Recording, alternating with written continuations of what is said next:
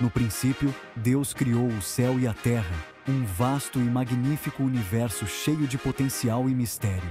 A terra era sem forma e vazia, como um nevoeiro denso numa noite escura, um abismo de incerteza e silêncio.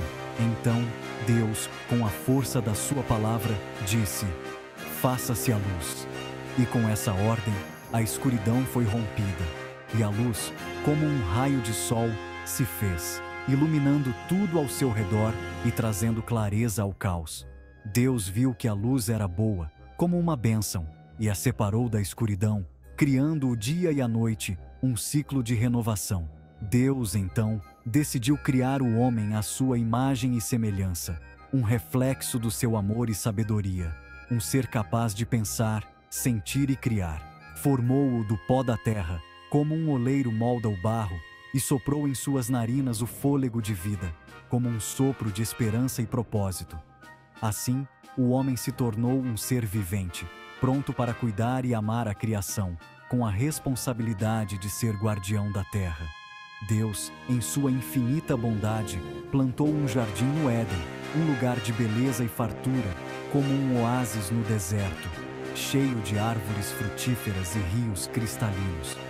Colocou ali o homem que havia criado, para que cuidasse dele com carinho e zelo, vivendo em harmonia com a natureza. Mas Deus, em sua sabedoria, viu que não era bom que o homem estivesse só, pois a solidão não era parte do plano divino. Precisava de alguém para compartilhar a vida. Um companheiro, uma alma gêmea, alguém com quem pudesse dividir suas alegrias e desafios. "Far-lhe-ei uma auxiliadora que lhe seja idônea", disse Deus, com ternura e compaixão, desejando o melhor para a sua criação. E Deus fez cair um sono profundo sobre Adão, como a névoa que cobre a serra, um sono tranquilo e reparador. E enquanto Adão dormia, Deus, com delicadeza, tomou uma de suas costelas e fechou o lugar com carne, como um cirurgião habilidoso. Daquela costela, Deus, em um ato de pura criação, formou a mulher, um ser igualmente maravilhoso e complexo, e a trouxe diante de Adão, que ao vê-la, exclamou: "Esta sim é osso dos meus ossos e carne da minha carne. Ela é parte de mim, uma extensão do meu ser. Ela será chamada mulher, porque do homem foi tirada." E juntos, eles completariam a criação divina, vivendo em união e harmonia. Imaginem o Jardim do Éden, um lugar de beleza inigualável, como a Serra da Estrela coberta de flores na primavera. Um paraíso onde cada flor desabrocha com cores vibrantes e cada folha brilha com o orvalho da manhã. Árvores imponentes, como carvalhos centenários, se erguiam em direção ao céu, seus galhos carregados de frutas suculentas, como figos e romãs. Essas árvores não eram apenas majestosas, mas também fontes de alimento e vida, oferecendo seus frutos generosamente. Rios cristalinos, como ribeiros de montanha, serpenteavam por entre campos verdejantes, como um tapete de musgo, irrigando a terra fértil, pronta para dar frutos. A água pura e fresca era a essência da vida, nutrindo cada planta e árvore, mantendo o jardim sempre exuberante.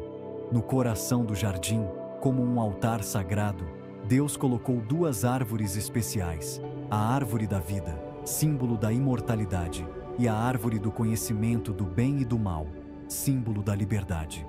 Essas árvores eram mais do que simples plantas, eram símbolos profundos do destino e da escolha humana. A árvore da vida representava a promessa de vida eterna, como a chama eterna que nunca se apaga. Sua presença era um lembrete constante da bondade e da generosidade divinas, oferecendo a dádiva da imortalidade. Seus frutos, como joias preciosas, garantiam a vida eterna. Cada mordida era um passo em direção à eternidade, um presente inestimável que só poderia ser concedido por Deus.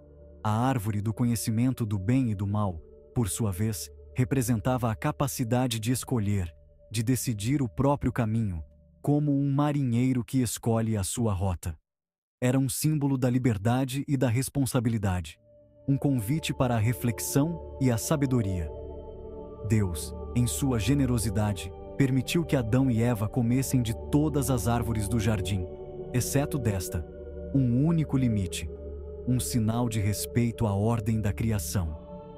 Este limite era um lembrete da necessidade de equilíbrio e respeito pelas leis divinas. Adão e Eva viviam em perfeita harmonia com a natureza e com Deus, como os pássaros que cantam ao amanhecer. Cada dia era uma nova sinfonia de vida e alegria, um testemunho da paz e da serenidade que reinavam no Éden. Andavam nus pelo jardim, sem pudor ou medo, como crianças inocentes. Sua pureza e inocência eram reflexos da perfeição do paraíso, onde não havia vergonha ou culpa. Desfrutavam da companhia um do outro e da presença constante de Deus, como um abraço acolhedor. A presença divina era uma fonte constante de conforto e amor, preenchendo o jardim com uma sensação de segurança e bem-estar. Deus, em sua sabedoria, como um pai amoroso, estabeleceu um único limite para Adão e Eva no jardim do Éden: não comer do fruto da árvore do conhecimento do bem e do mal.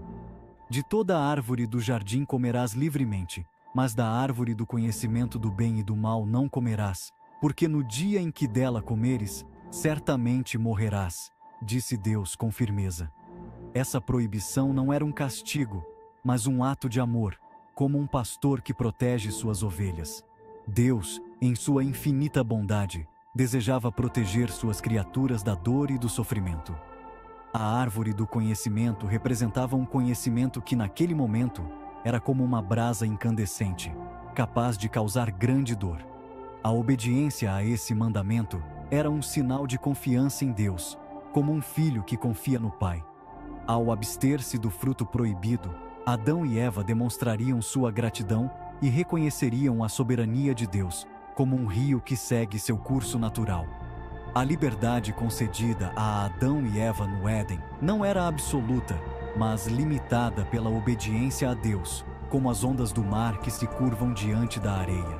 Essa obediência era o alicerce da relação entre o Criador e suas criaturas, como a base de um castelo. A serpente, astuta e enganadora, como um raposo esperto, aproximou-se de Eva no jardim. Ela se movia silenciosamente, quase imperceptível, entre as folhas e flores, com olhos brilhantes e atentos. Com uma voz suave e insinuante, perguntou: "É verdade que Deus vos disse que não comereis de nenhuma árvore do jardim?" Suas palavras eram como mel, doces e sedutoras, mas carregadas de veneno.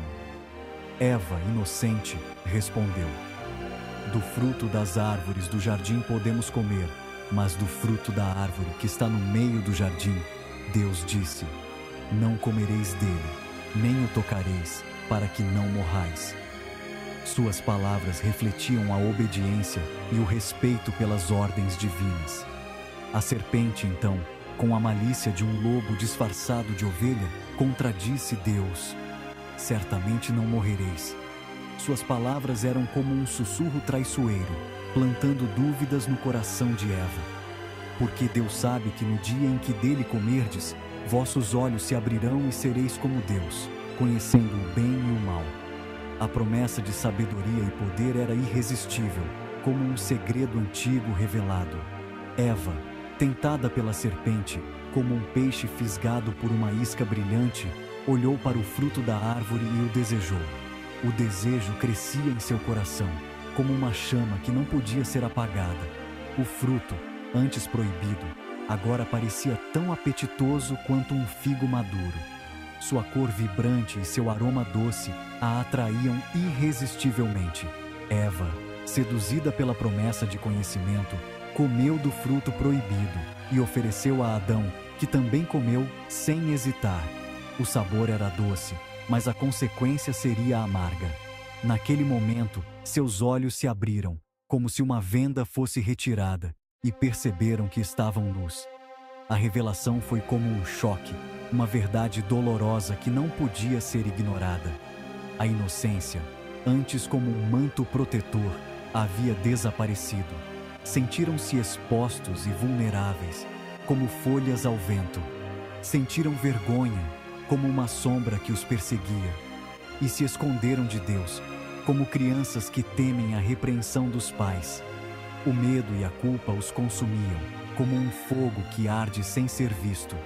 A desobediência de Adão e Eva, instigada pela serpente, rompeu a comunhão com Deus, como um fio que se parte. A ligação sagrada foi quebrada, e a harmonia do Éden foi destruída. A partir daquele momento, o pecado entrou no mundo, como um vento frio que gela a alma, trazendo consigo sofrimento, dor e morte, como sombras que se alongam. A paz e a alegria do jardim foram substituídas por tristeza e desespero, e a humanidade carregaria essa marca para sempre.